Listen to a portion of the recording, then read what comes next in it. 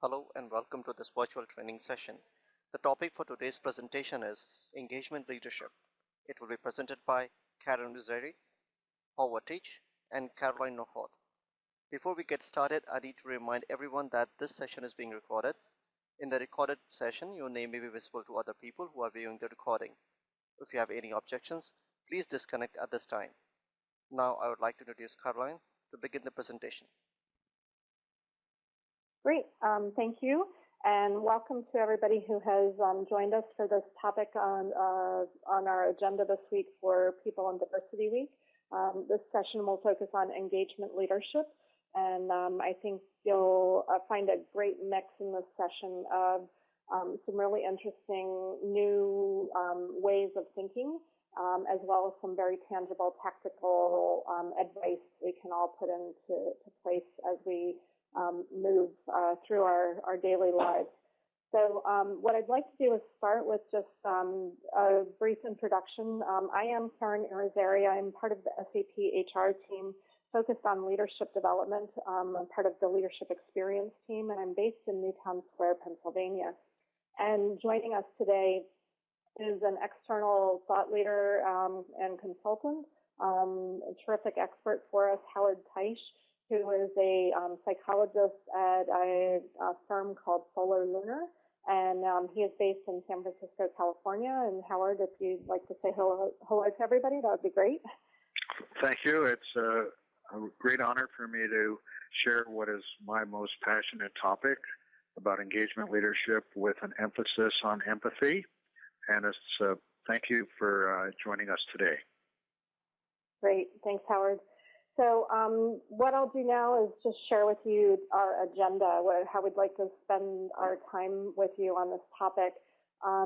We say that this training is intended for leaders. You could be people managers, you could be individual contributors who are leading projects, leading other people, and those of you who are interested in enhancing your leadership effectiveness through changing the way or tweaking the way that you engage with other people.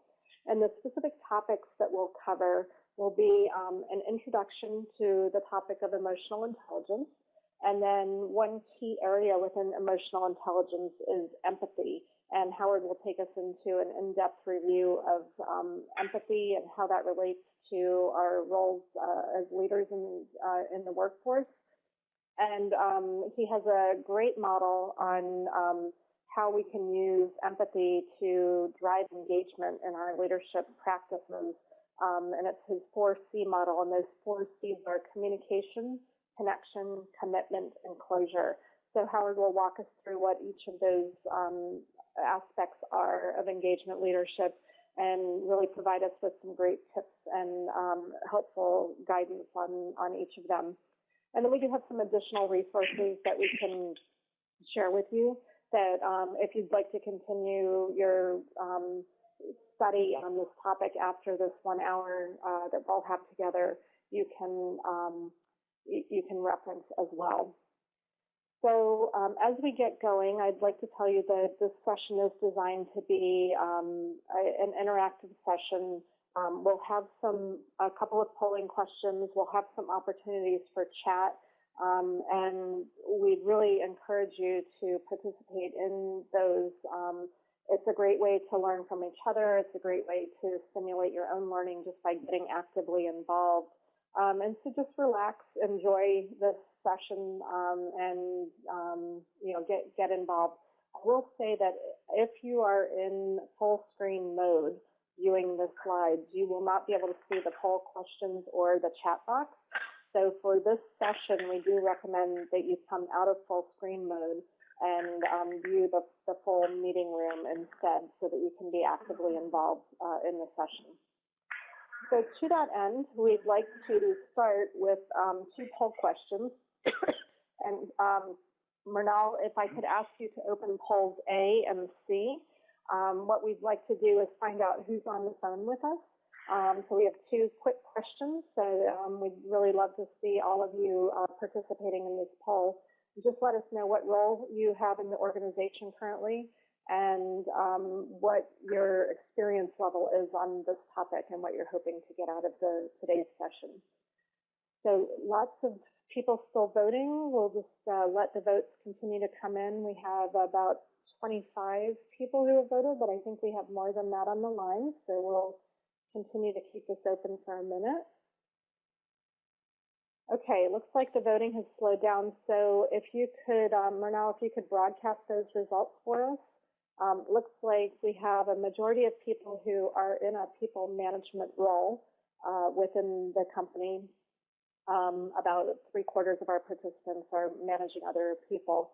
And we have a very even split between people who are hearing about the topic of emotional intelligence for the first time, Howard, and those who have heard about it but are looking for a refresher and some new information. So that's really good insight. Thank you for participating in the poll and letting us know where you are so that we can address the content in the appropriate way. So as I move on, and I am not sure that I had okay. So I've put up a screen here that has an image on it, and what I'd like you to do is use the chat box and chat in what image you see. We'd just like to know what it is you're seeing there.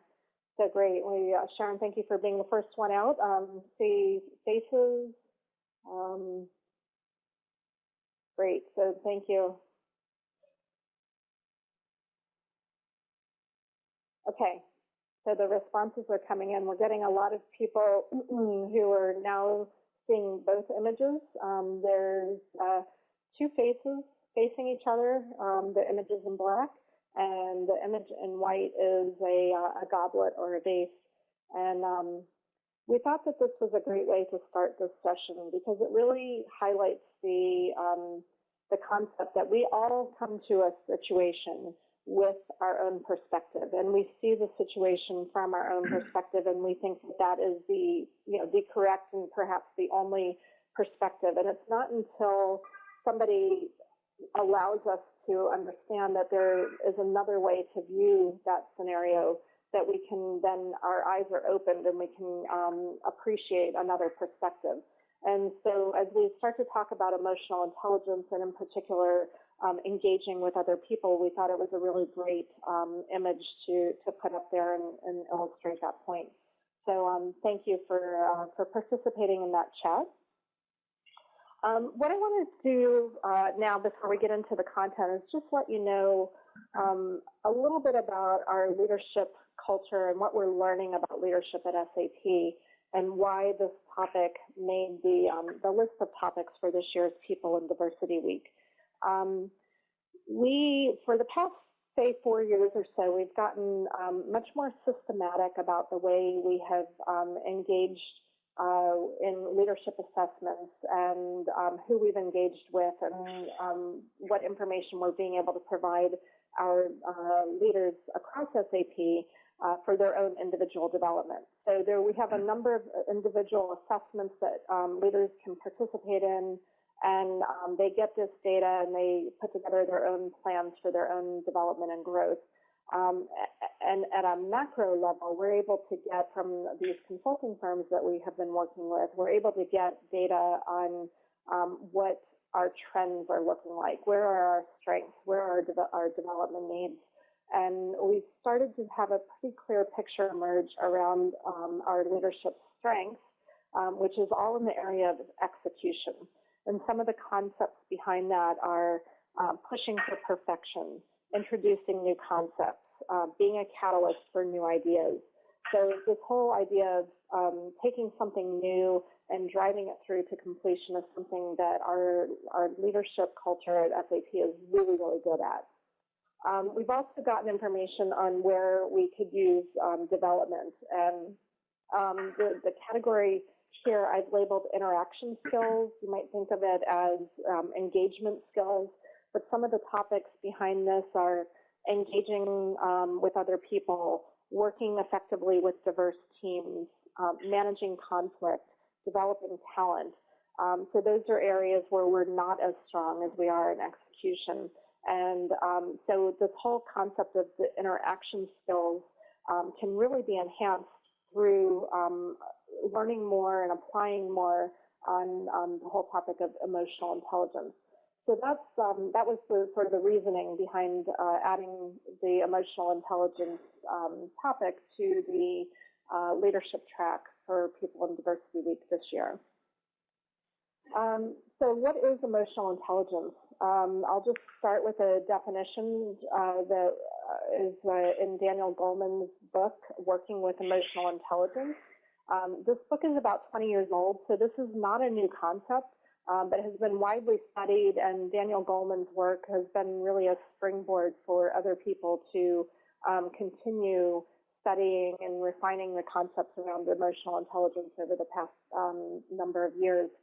So Daniel Goleman defines emotional intelligence as the capacity for recognizing our own feelings and those of others, for motivating ourselves, and for managing emotions well in ourselves and in our relationships. So with that definition in mind, I'm going to turn it over to Howard, who's going to give us a lot more information and much more of a deeper dive on this topic. So Howard, over to you. Thank you. Thank you, Karen. In Daniel Goleman's work, the word emotional intelligence had floated around in the environment before he picked it up, but being a brilliant writer for the New York Times, as well as a highly trained psychologist and having worked a lot with organizations, the book that Karen mentioned is quite easy to read and a wonderful beginning of this topic that we're going to go into a little greater depth on. He defines that there are 5 basic emotional intelligences. Self-awareness is the ability to know one's emotions, strengths, weaknesses, drives, values, and goals, and to recognize their impact on others. Self-awareness really is a key of being able to see yourself and see outside yourself as otherness and see how the two relate. Self-regulation, the ability to relate to and manage conflicting viewpoints and to creatively engage with changing circumstances. And there's probably no bigger topic than what the field that you are all in about the revolutions that are going on in computer technology and your company's role in it for changing circumstances. So being able to respond to the environmental signals from changing circumstances and to regulate yourself in managing the different complexities of what comes in as team leaders and the different evolutions of your company is what self-regulation is really about. Social skills, engaging with others for dialogue and relatedness. I'm going to talk most about the relatedness and dialogue dimension, and I hope that that increases your awareness of the importance that creation comes out of dialogue and relatedness with others. Motivation, the passion to follow a shared vision. Whether it's a team vision or the company's vision, there's a difference between the vision, a visionary part of us, and a goal. A goal is more of the strategic mind and the conscious mind. The visionary mind includes the conscious and the unconscious mind. And since the unconscious mind is at least 95% of our awareness, or actually unawareness, when we operate and let go of our conscious mind and go for a vision, we activate the integrity of the wholeness of who we are. So opening up to that particular bigger dimension that we're aware of through aligning with others and a vision gives a fullness to one's experience of reality, and that's, you can still execute with a conscious execution in addition to that, so you get a both-and model. Empathy, which is my biggest passion, the ability to see, hear, and understand somebody else's point of view without discounting your own. I think this is probably, I feel very honored to be talking in People in Diversity Week, and with the skill, and it is a skill of empathy, it's a consciousness, it's a practice, that probably as a practice will take care of the other 4 emotional intelligences. So if there's one takeaway that I'd like you to experiment with your teams and in the organizations is by the practice of empathy, I think you'll see how the other intelligences come together, and they don't need as much focus, although you can always pick up and develop the other ones in addition, of course. So those are the 5 emotional intelligences and a little definition. Now, there's a value proposition to empathy. There's a real ROI. And I think that at the bottom of the slide, it kind of clearly points out that with low emotional intelligence, there's higher turnover, lower engagement, lower productivity on your team. A survey that was done on a global level of companies across all industries says that 2/3 of Americans are unhappy in their jobs. 65% would prefer a better boss over a raise. And I think that the whole issue of relatedness and being a boss that people want to engage with gives there a level of satisfaction that makes people want to show up and work with you. One of the impressive parts for me of SAP is that Karen had shared with me in some of your own survey work that about 80% of the people at SAP feel engaged. Now, not only does that trump the statistics by far, but in my experience, that's a much higher percentage than almost any other organization that I've been part of. So I really want to honor the culture and your leadership to have promoted this, and then even that what I'm hoping to do is to close the gap to increase the ability to make that 80% even higher. But all of you need to really be acknowledged for the really magnificence of leadership and relatedness that you have as a team.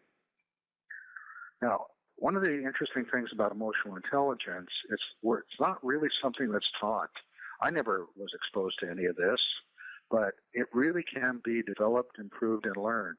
And a little bit of my personal background, I have a master's in business, worked in industry quite a few years ago, and then I decided to go back to school and get my doctorate in psychology.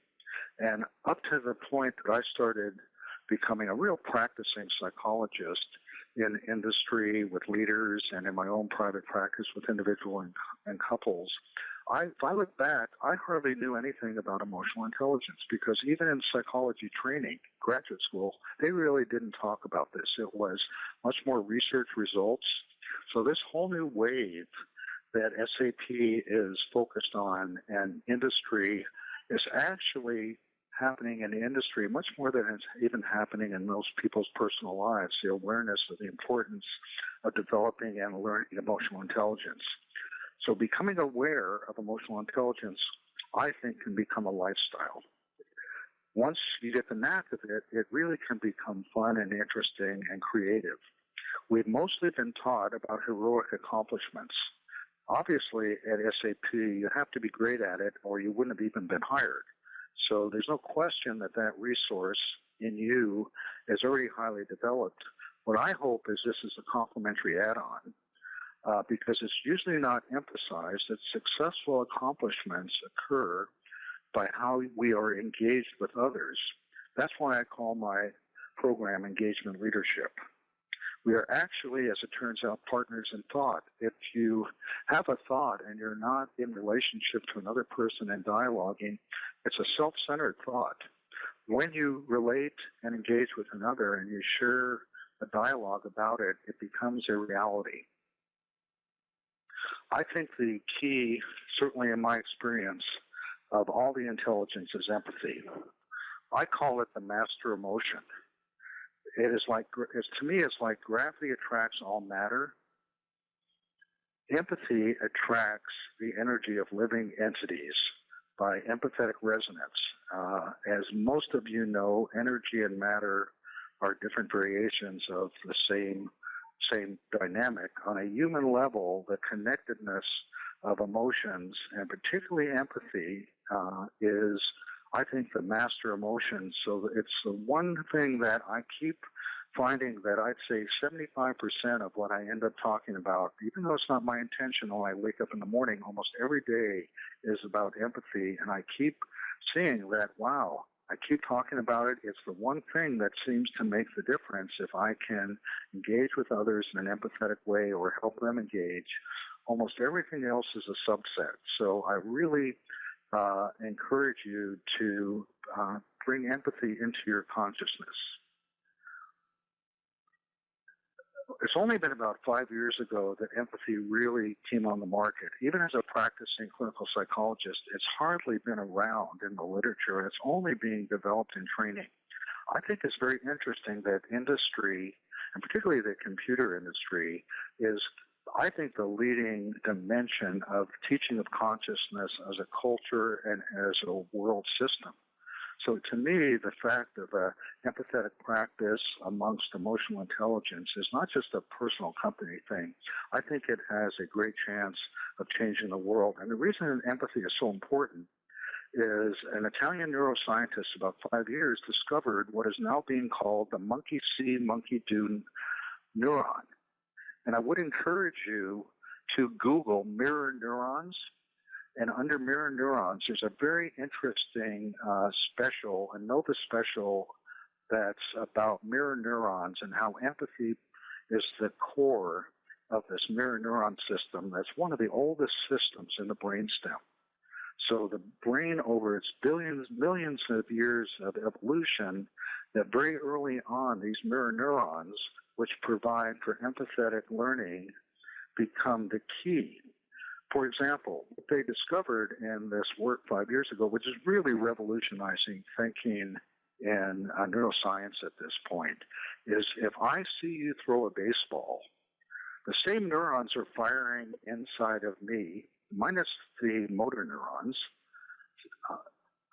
so that the reality, if what I see is being fired on a neurological level inside of me, by giving empathy and saying something like, I really see how you threw that baseball, or that was a good throw, we are bonded on a neurological level. And as leaders, to be bonded by seeing, in addition to doing, but by seeing what people are doing around you, does a bit of magic that almost nothing else does. So we're hardwired for copying as a way of learning. When I grew up, my father said, absolutely do not copy anybody, be a unique individual. Copying is weak. And so I certainly did that, and therefore wasn't very good at relating to people really until I became a psychologist. And to my surprise, because I started off in leadership work and clinical psychology, and I thought that I'd be reading test results to people, and I found out almost everybody talked about relating, and I wasn't very good at it. And I had an anxiety attack and decided that, wow, I want to be a psychologist. I better really learn about what relationships are about. And so I dedicated myself to studying about relatedness and relationships. And I've really learned a lot. And I really want to encourage, regardless of one's background, of how good or not good you are, whatever issues one has in their development about people and relatedness and intimacy, that it really can be learned. I'm amazed in my life of the kind of relationships I have now, and I've watched really over the 40 years I've been at this. I know the different stages of my life and the different relationships, and I would say that it's just an amazing experience for me to see how related I am, and I will say that empathy is a central key that's really made the difference. One of the things, and most of us work in virtual reality, and some people don't think that you can do empathy over the phone or over a computer. I found quite the opposite. I remember at one point in my life, not that long ago, that everybody came to my office or I came to organizations. I'd say 85% of what I do is on the phone now, and that I find it very easy to give empathy, and I'm going to go through some easy steps on how to do it.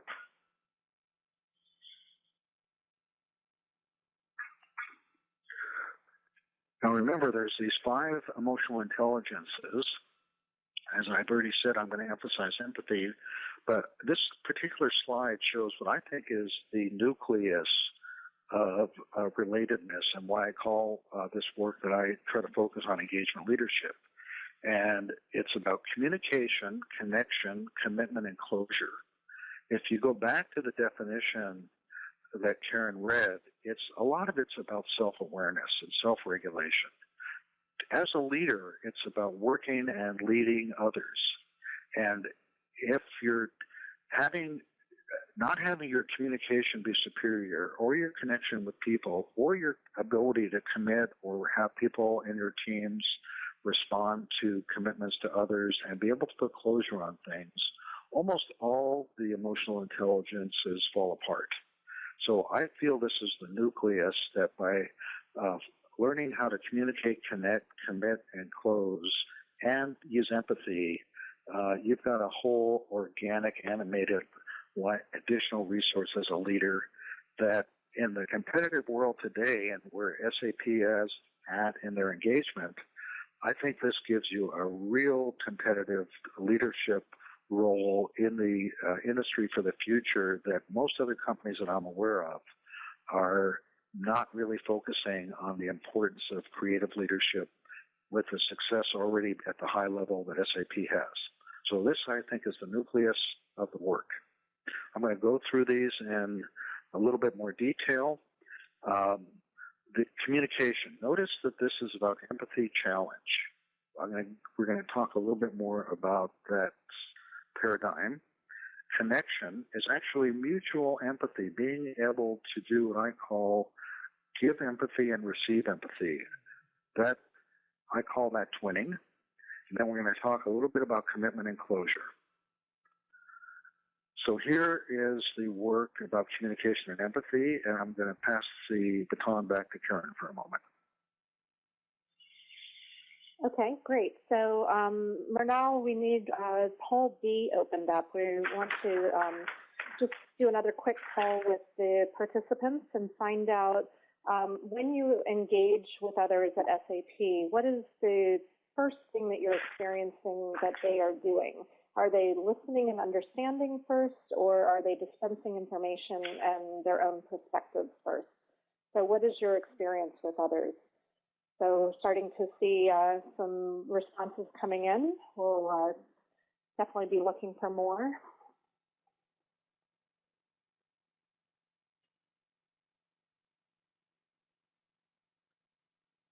Okay, great. Voting is still going on. Okay, looks like things have slowed down. So Mernal, if you could broadcast those results. It looks like, Howard, we've got probably, 2/3 of people experiencing others dispensing information or providing their own perspectives first, and 1/3 experiences others primarily listening and seeking to understand first. So I think that is not a real surprising dynamic to us, but it's great to know where our audience is. So, Mernal, we can go ahead and close that poll. Thank you, Karen. So, if there's one takeaway, whoops, what happened here? Yeah, if there's one takeaway from today, I would like to suggest that empathy first, your perspective second. And the automaticness of how all of us have been trained in heroic consciousness has trained us to put our point of view out there and execute on it. That's something that none of us in this conversation today are going to not know how to do. So that's a pretty given skill set. Being empathetic first rather than not at all, or being empathetic later on, what empathy really does is most people want to be seen and heard. They don't have to be right. If you don't see and hear people first, they can't fully listen to you because they have something going on in their mind that they want to share, and they're looking for the opening to share it with you. When you give empathy first, you'll see people, and you do it consciously, you'll see that amazingly people don't have to say because they're in emptiness or a fertile void, and then they're ready to listen to you with their fullness. It's not like they don't want to listen to you with their fullness at the beginning, but just the way we're all trained and wired is we want to be seen and heard. And by reversing the order that most of us dialogue with, and seeing and hearing the other first, and then acknowledging their point of view in an empathetic way, and we're going to go into some suggestions about how simple that is, that person is then ready to hear you as a leader. And as you all know, that when people participate in the dialogue, whatever the decision is afterwards, they're much more aligned with it. So if there's one takeaway that I'm hoping you can experiment with, and this empathy thing is an experiment, try experimenting with empathy first and your point of view second. I still have to practice this. I as much as I'm really addicted to this, I have to keep catching myself when I'm not doing it. I can usually tell by different emotions. I feel competitive. I feel like the person's not listening to me. I watch their eyes wander, all those different kinds of things. Those are my cues to go back and say, would you please repeat what you said? I haven't fully heard it. And people remember what they said because they haven't been seen and heard. They're dying to be seen and heard. By asking them to say it and giving an empathetic acknowledgement that you hear them, it really sets a different baseline. So empathy first, our voices second. Experiment with that, please. I've already said that empathy is a master emotion from my perspective. One of the things it does do is create a shared belief, because as we saw in the slide at the beginning, we all have different unique points of view by birth, by environmental signals from early on, by training, and that what empathy does, it creates a shared belief system that one can dialogue around. Acknowledging empathy verbally is really key. You don't have to feel the feelings. This is one of the myths about empathy.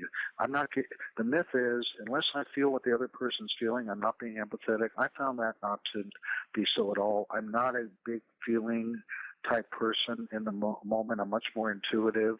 And if I say I can see how you feel that way, or I understand, I feel the bonding, they feel the bonding, and it really works. So don't make empathy more than it really is. It's about relating and engaging with the other one in their belief system. And this is one of the magics of practicing empathy as much as I try to, there's a chemistry that comes along with empathetic resonance. Serotonin and oxytocin are neurotransmitters, as opposed to when you express something from your own point of view as a lifestyle, you're much more in adrenaline. But when you are empathetically relating to your team and to the company's vision, you'll actually find you get high, because serotonin is a neurotransmitter that makes you high, and oxytocin is the flooding that mothers get when they first see a child of love.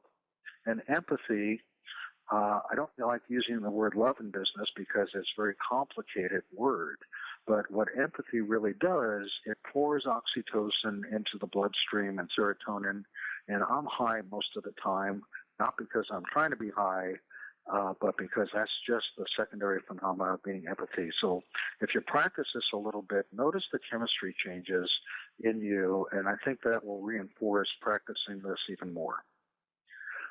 As I've already said, most people want to be seen and heard. They don't necessarily need to have it their way, but if they're not seen and heard, they'll usually fight to be seen and heard. And to me, most successful leadership is being able to see and hear them, and as well express our own point of view and really have a dialogue. In fact, we're really partners in thought. Until we share our thoughts with somebody, we're self-centered, and we're going to have ego dynamics only and not use the fullness of the integrity of who we are as humans. Partners in thought, particularly around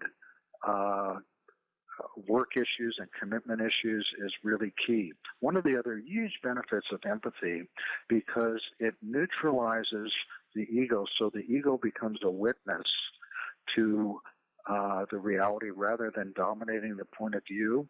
It activates the visionary mind. And so one of the incredible side benefits of having an empathetic dialogue as a team member or with individuals on your team is you actually activate the visionary mind. And if you then start listening to your intuition, you'll see many new creative thoughts come from that. And that's one of the real incredible benefits in a creative, competitive culture like all of us are in these days, and the newness of what's coming on, to activate the creative visionary mind as a secondary phenomenon of empathy. That's one of the great gifts of it. So empathy is very simple. These are some of the things I say. This is really a good idea. I understand your point of view. I can see why you see it that way. I can see how that would affect you. That's an interesting point of view. Obviously, I put that twice because that's something I say more frequently, but we each have our own way of doing this. I'm sure you do it automatically. Keep a little reflective consciousness about what you're saying and use the ones that work best. And the last one is I hear what you're saying. Karen, do you want to take over for the next poll, please? Sure. So Howard just showed some great, easy ways to show empathy in that conversation just by a few key phrases that we can incorporate. But there's also times where we engage with others and we walk away knowing that something went wrong, that we had not been empathic or empathetic in that situation. And I'd like you to just chat in, how do you know when you have not been empathic with other people? What is it that tells you that? So we'll give just a minute to let the chats come in on some of those replies. So great. Thank you, Guy, for chiming in. Guy is recognizing that the tone that he's using is important in conversation about others. Let's see. People, you know that people are frustrated after meeting with you or coming to the realization that you actually need to offer someone an apology. These are all great awarenesses that we come to. Let's see. Having the experience where you're speaking over someone else and catching yourself doing that, or if you're coming away feeling unhappy, or just even noticing through their facial expressions, will give it away for you. Here's another one. The people I'm talking with are not in sync with me. We misunderstand each other and have to repeat, and it's just hard to work with each other. People feel demotivated, or there's grumblings that you catch wind of when you thought things were going well. And Keith is saying when the dialogue stops and they just won't open up with you anymore, they just stop engaging. Jens is saying always say yes in those cases I agree, to make clear the point was really received. Okay, great. So that's sort of an example of what you can do to maybe avoid situations where you haven't been empathic. So I think here it's clear that there's typically signals that something hasn't gone well, and I know myself, there's been situations where I'd really like to go back and have a do-over, or repeat the whole scenario, and that's not possible. But what Howard has on the next slide here are some things that we can do to recover from a situation where we have not been empathic with somebody else. So Howard, we'll go back to you. Okay, thank you. I think that the Jens remark is really the key that I've discovered, is one has to have the courage to admit that we haven't been empathetic and get our egos out of the way and realize as leaders that part of our particular resource is to bring back the fragments, or bring it back to a level set to be productive. So I'm regularly listening to my body for these cues, like many of you said there. And then the first thing I do is, when I know that I haven't been empathetic, or there's a breakdown, or many times I think I have, I do have the habit of talking over people because I'm so excited, but it really is very self-centered of me. And when I notice myself doing that, I try to get back out of the way. Then I ask the person very simply to repeat what it is that you said. I acknowledge the seated truth in the other one's perspective of reality. Frankly, even if I don't believe it, because when I have a belief system like any of us, I'm self-centered on my belief system, and I'm not into the diversity of seeing how other people see things. So this is a humble expansion of my experience when I acknowledge somebody else's perspective of reality, and I'll even say I can really see the seed of truth or more. and I say seed of truth or more. And by that time, I've usually had an emotional explosion inside myself. And it's like, duh, how come you didn't really see that, Howard? And all it is seeing the diversity of people and their points of view and giving them the experience of valuing it. Now, I've learned to do this whether I get it back or not. This was kind of one of the biggest learnings of my life, is not to do it even if I didn't get it back. And there's a real incredible series of bonuses that come along with making empathy a practice and a lifestyle, even if you don't get it back. And I'll show some of the benefits in the next series of slides of what happens when you do get it back. But practice it without needing to get it back. You'll see an extra degree of transformation in you and your teams. The common objections that people will say when you ask them to be empathetic, and people have been telling me how hard it is to be empathetic, and because this is such a habit for me, it's been somewhat surprising. So I've been asking people, why is it hard to be empathetic? And I mostly have heard two things in my survey. One is my ego doesn't want to not see the world the way it is. Secondly is that I have to maybe face some issues I haven't wanted to look at in myself. And that's really what emotional intelligence is about, is expanding, because when we're willing to look at what we don't want to see, that's the doorway to wholeness. And I, as a practicing therapist as well as leadership coach, that is the key, is to admit that you have some growth to do and be willing to face it. That's what powerful leaders do, as most of you already are. People say this thing about lying. That's where I say, see the seed of the truth. And the other one is, I won't give empathy unless I get it. I've heard that a lot from people. So consider the practice of doing it, whether you get it back or not. So I've already shared with you much of the great power of empathy and how simple it is. And I'd like to go to the second step, which is mostly already covered in, if you really do have a practice of empathy, you'll be able to go through and do this very deeply. So we all have different points of view, by birth, by training, by dialogue, by metaphors. Being the one person person A, if I can give empathy to point B, to person B, I've got a shared visionary system and a metaphor system. If person B can also give it back, there's a collaborative communication, being able to empathetically see and acknowledge the other point of view or expectations of reality. This is the magic of magic. Most people actually live in this previous slide. When one can do this and encourage and teach their team how to do this, here's the benefit. You get a new perspective of reality, you get a new vision, you get a new language, you get a new way to share. This is the power of twinning. Third step of engagement leadership is commitment. And I'm really going to only talk about one of the biggest issues in commitment is most of us have been trained to have expectations and drive them to the finish line. I've learned that if two people will see the world differently, as we saw in the first slide, and that unless you have an agreement about what the world looks like with that person, you come to a point further down in the project where they're doing what they think as the expectation, you're doing what you think, or your team is doing what it thinks, and there's no connection. And it's not because there's any ill intent. It's that there's a different perspective of reality. By having verbal conscious agreements, that disappears quickly, and I encourage it in great detail.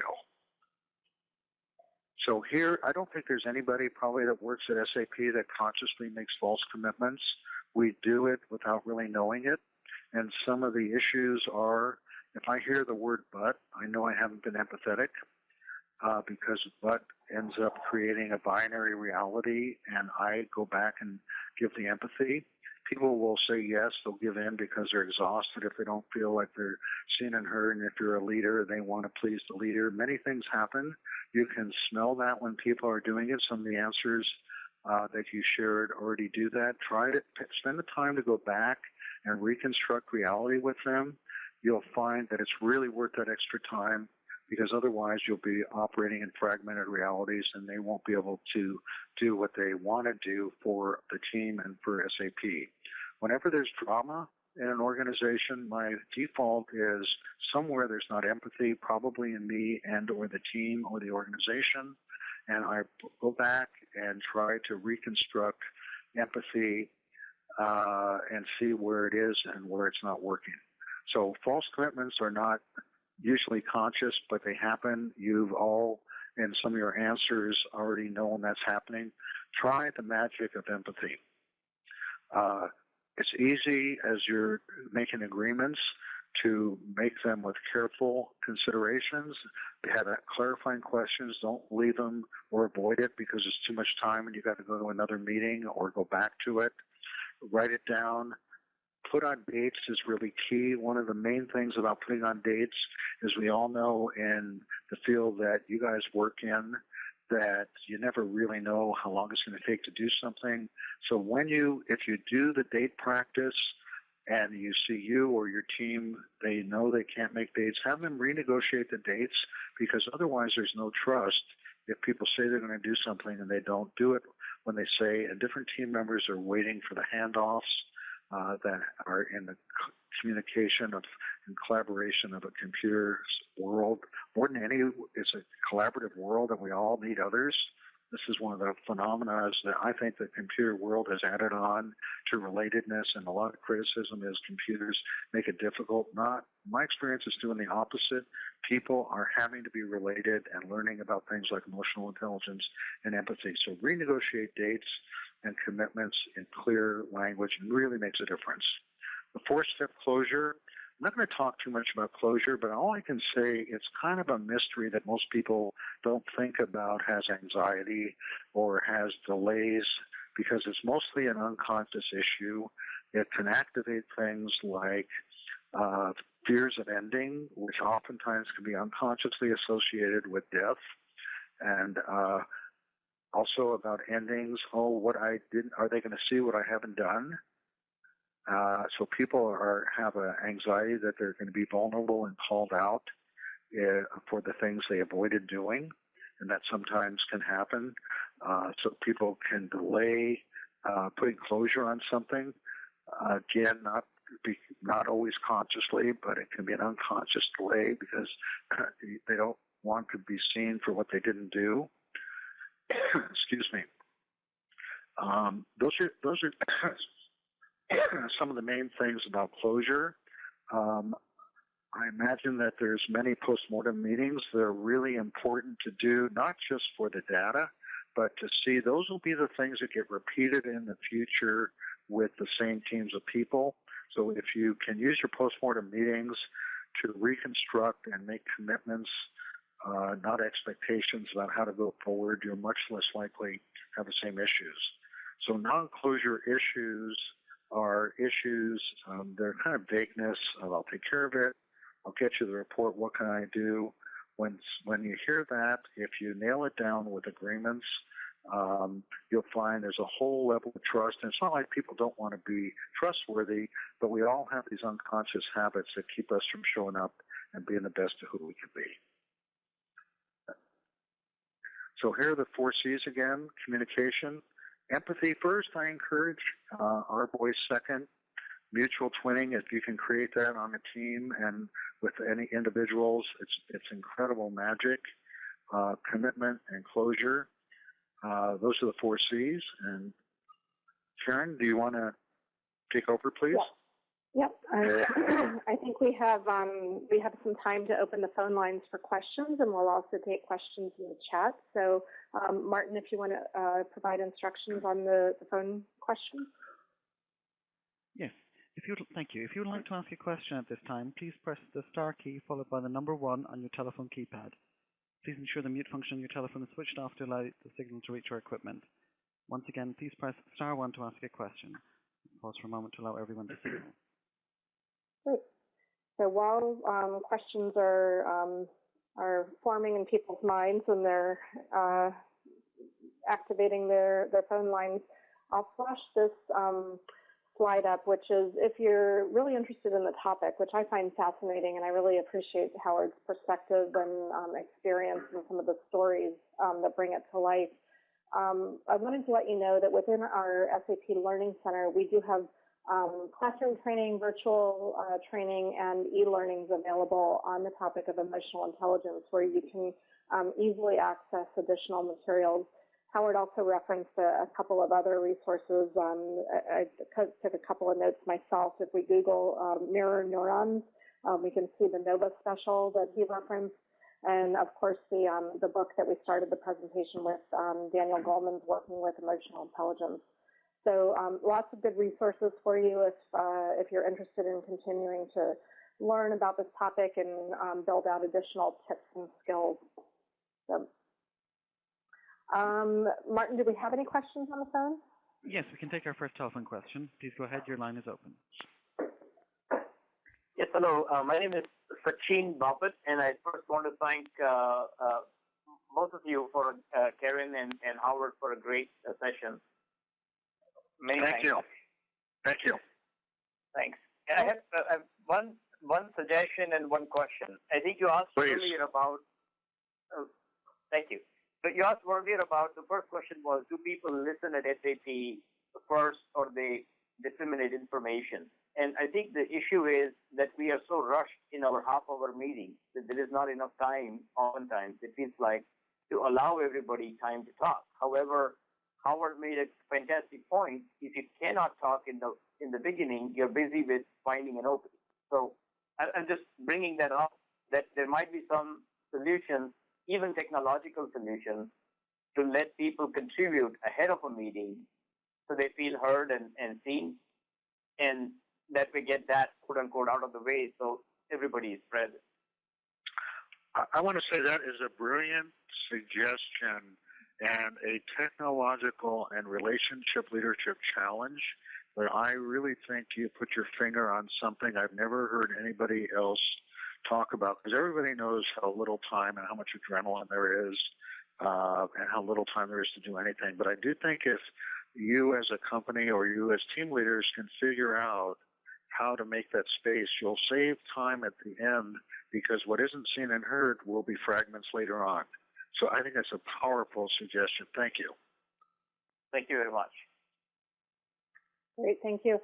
Howard, there's another question in the chat from Jeremy. I'll just read it to you. It says, without the visual clues of body language, what are some tips and strategies for twinning with remote team members, such as direct reports, some of whom we may never met in person? That's my experience. I have these days, as I shared, I hardly meet anybody, and I listen to my own body. This is the key that I've learned. The body, because it operates really at a quantum level, is way ahead of the thinking mind, which is really the latest evolutionary development, only a couple thousand years old, as opposed to the body, which is millions of years old. So I listen to my body. I've learned to trust my intuition, and that's something that has been a practice, is to learning to trust that probably my intuition is accurate, that my default is probably accurate. I'm willing to be inaccurate about it, but I use my intuition as my voice. And the thing about intuition, it's about timing of when I present it, not if I'm going to. Because sometimes intuition will usually be ahead of the other person's awareness, so you get a lot of rejection. But mostly it's listening to your body, trusting it, and then figuring out the timing of how to present it as a leader effectively with emotional intelligence. Great question, though, because I think this is a real challenge these days. Yeah, and it's definitely totally experienced across our culture, where we work with lots of people and go for long periods of time without even meeting them. So yeah. Again, I want to say that it's remarkable evolutionary change because of computers and what your company is doing as one of the leaders in the world that has made this even an issue. Because only a few years ago, everybody I saw, and many people I learned, are much more defensive in person than they are over the phone. because it was never okay to talk to somebody therapeutically over the phone. Now, most of my colleagues that have been at this a while, almost all their practice is on the phone, and people are much more open when amazing, even if you don't have the visual clues. I think it's been a myth that visual clues help. It is if you know what to do with them, but you can get many clues by listening to the tone, the voice, the energy, and your body. Yep. So my takeaway from this is stay as engaged as possible when you're on the virtual calls, because you really have to use your other, your hearing sense to compensate for the lack of the other senses. Right on. Yep. Yep. Great. Caroline, I'm going to throw this one to you. Florencia has asked the question about getting the presentation if possible, and I'm not sure what the plans are for posting materials. Do you know? We will post them out onto the People on Diversity Week community. So there'll be a recording of the webinar posted when it's available, which will probably be in a few days, and are happy to share the presentation with folks as well. Okay, super, thank you. And I see we already are at the top of the hour. Boy, that went fast. So I want to thank everybody for your participation and wish you a good rest of your People Week experience. And I'll let Mernal close the call for us. On behalf of the SAP KPS team, I would like to thank Karen, Howard, and Caroline. We would also like to ask you to provide your feedback using the link displayed in the chat window. This now concludes the presentation. Thank you for your attention. You may disconnect at this time.